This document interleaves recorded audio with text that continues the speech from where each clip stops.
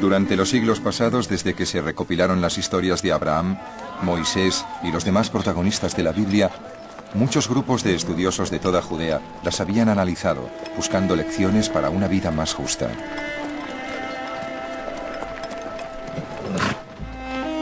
Uno de esos grupos llevaba el nombre de fariseos. El más influyente de los fariseos era Hillel. A diferencia de los rebeldes, Hillel opinaba que tenía poca importancia quién gobernara Judea. Lo importante era vivir la vida con honestidad y ética, y tratar al prójimo con piedad y compasión. La filosofía de Hillel se resumía en 3 cuestiones muy simples. Si yo no me ocupo de mí mismo, ¿quién lo hará? Si solo me ocupo de mí mismo, ¿qué soy? Si ahora no es buen momento, ¿cuándo lo será? Lo que nos enseña Hillel es que todos y cada uno de los seres humanos estamos creados a imagen y semejanza de Dios. Y para mí, lo más urgente es entender ante todo mi propia imagen y luego reconocer mi imagen en los demás. Cuando hayamos construido una sociedad que reconozca la imagen de Dios en todos los seres humanos, tendremos una sociedad justa, moral, compasiva y amable.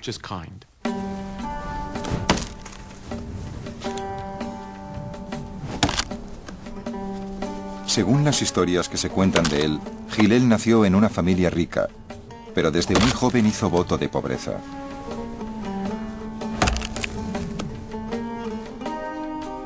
Todos los días Hillel dedicaba la mitad del tiempo a partir leña para mantenerse y la otra mitad a estudiar la Biblia.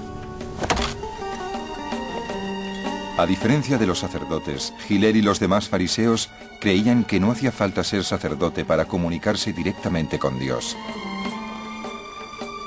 Era una idea revolucionaria. Cualquiera podía comunicarse con Dios simplemente estudiando sus palabras en la Biblia. El judaísmo fariseo consideraba que el camino hacia Dios pasaba por el estudio. Para ser sacerdote había que nacer sacerdote. Para ser rey había que ser hijo de reyes. Para ser un sabio había que estudiar. Y el estudio estaba al alcance de cualquiera.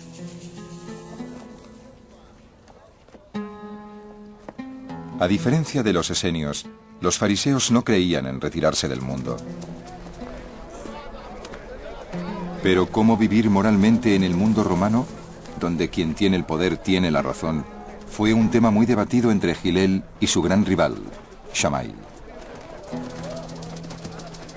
Según cuenta una historia, un hombre se burló un día de 2 fariseos pidiéndoles que le enseñaran la Torá a la pata coja. Shammai, muy enfadado, le dijo que se fuera.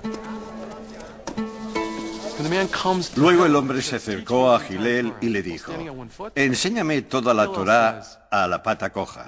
Hillel le dijo: lo que a ti te parezca odioso, no se lo hagas a los demás. El resto son aclaraciones. Ahora ve a estudiar. Lo que hizo Hillel fue resumir con éxito toda la tradición en una sola frase, por decirlo así. La frase es que si quieres servir a Dios, tienes que tratar a la gente como Dios manda. No puedes demostrar que amas a Dios si odias a la gente. La visión de Hillel sobre el judaísmo influenció a muchos otros en los años siguientes, incluyendo a un joven carpintero de Nazaret.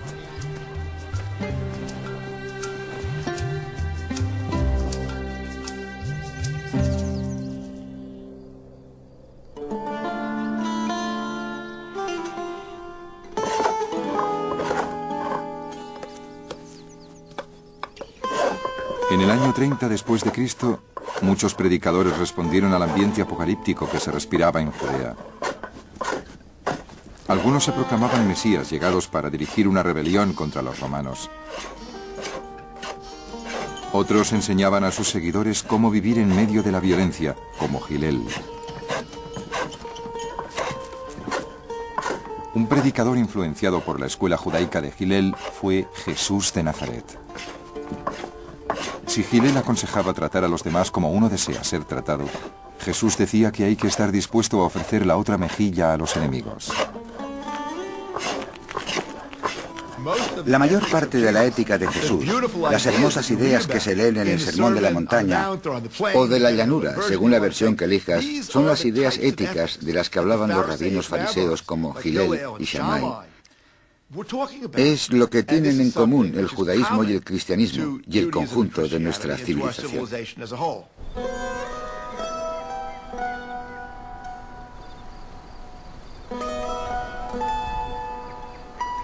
En su sermón más famoso, en lo alto de una colina sobre el mar de Galilea, Jesús dijo a sus discípulos cómo debían responder al caos que les rodeaba. Bienaventurados los mansos, porque ellos heredarán la tierra. Bienaventurados los compasivos, porque serán compadecidos. Bienaventurados los puros de corazón, porque ellos verán a Dios. Bienaventurados los pacificadores, porque serán reconocidos como hijos de Dios.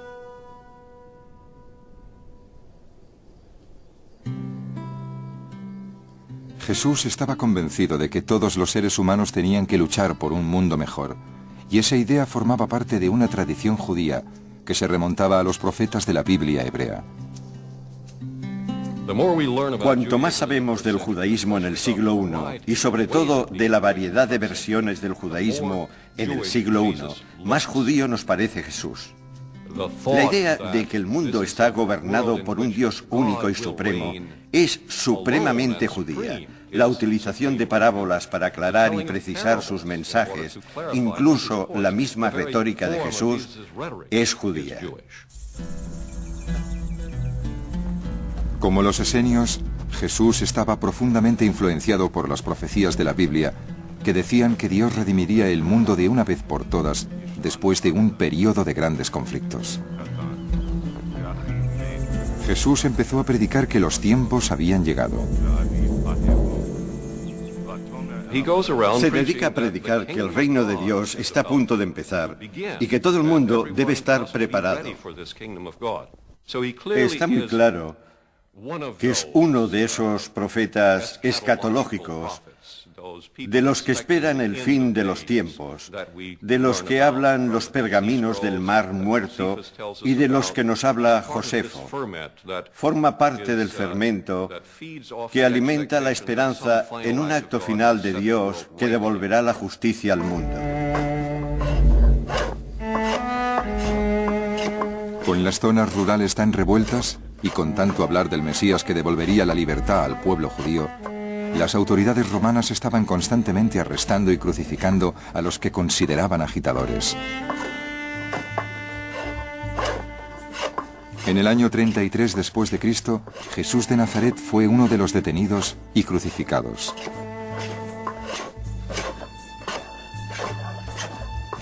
A ojos de los romanos, era otro aspirante a Mesías que ya nunca encabezaría una rebelión. Pero los seguidores de Jesús entre los judíos creyeron que el reino del que hablaba no era de este mundo, sino del otro.